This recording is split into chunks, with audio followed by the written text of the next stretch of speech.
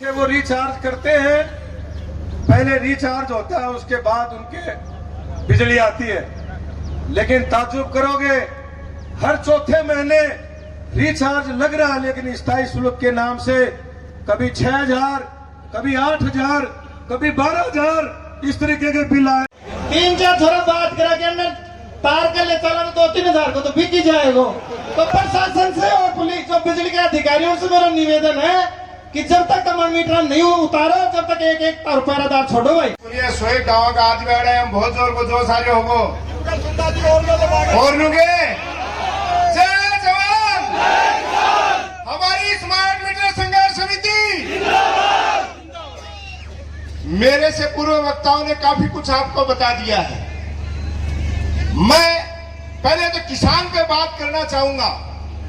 अभी जैसे सुल्ताना के बाजार के व्यापारियों को धन्यवाद दिया जा रहा था मंच के माध्यम से, तो मैं मंच को और मेरे सामने उपस्थित सभी लोगों को बता दूं कि किसान की कोई जाति नहीं है। किसान हर वो व्यक्ति है जो किसानी पे आधारित है।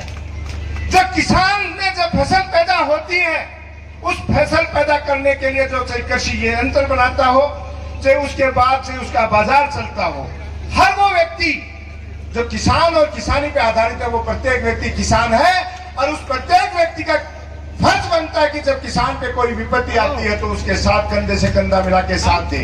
और ये चीज दिखाई है इस सुल्ताना और आसपास के गांव ढाणियों के व्यक्तियों ने, जो आज ये इतना बड़ा हुजूम हमारे सामने बैठा है।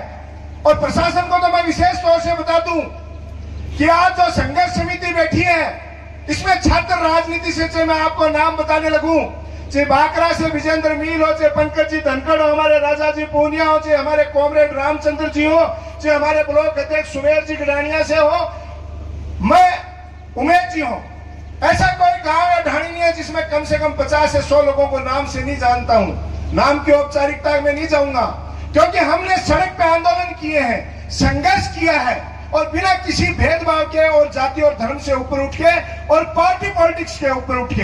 हमारे ब्लॉक अध्यक्ष सुमेर जी अभी बीच में बैठे, थोड़ी देर पहले बोल भी रहे थे। 25 तारीख को जिला कांग्रेस कमेटी की मीटिंग हुई। हमारे प्रदेश अध्यक्ष जी ने भी हमें निर्देश दिया और हमने भी ये तय किया कि जहां जहां किसान संघर्ष कर रहा है, हमारे कांग्रेस का कार्यकर्ता तन मन धन से उनके साथ जाके खड़ा होकर साथ देगा। चाहे कल सिंघाना में भी ज्ञापन दिया हो, परसों बुहाना में दिया हो, चाहे झुंझुनू में दिया हो, चाहे गुढ़ा में दिया हो, हर जगह कांग्रेस का कार्यकर्ता आपके साथ खड़ा है। तो ये बात मैं आपसे पार्टी पॉलिटिक्स से ऊपर उठ के बात कर रहे हैं। हम सारे हम आपके साथ हैं। दूसरी बात, बिजली बोर्ड के इन कर्मचारियों को मैं बता देना चाहता हूँ, सुल्ताना के व्यापारी बैठे हैं, हम वही लोग हैं कि आज से 6-7 साल पहले जब एक बच्चा, शायद वो सुनार फैमिली से था या कुमाऊं फैमिली से, जब उसकी करंट से डेथ हो गई थी, तो क्लेम से बात करने के लिए इन अधिकारियों ने मना कर दिया था और अंदर बैठे थे, और हमने यही दरी बिछाई थी और इस प्रशासन को बाहर आना पड़ा था, झुकना पड़ा था। उस समय भी काफी लोग संघर्ष में थे।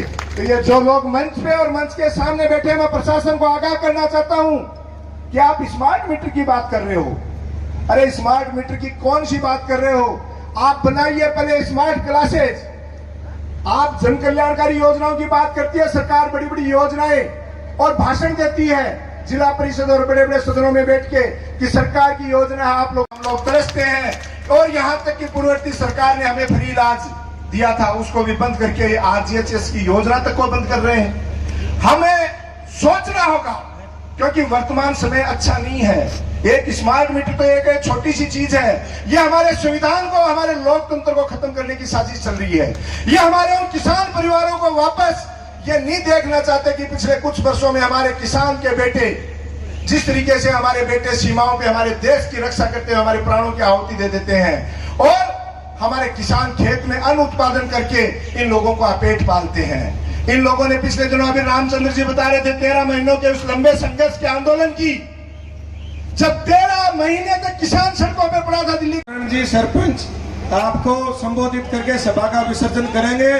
कोई भी साथी छेड़खानी, कहीं भी कोई हरकत नहीं करेगा, क्योंकि अपना कार्यक्रम है, आगे भी करने, सब लोग शांति से अपने घर जाएंगे।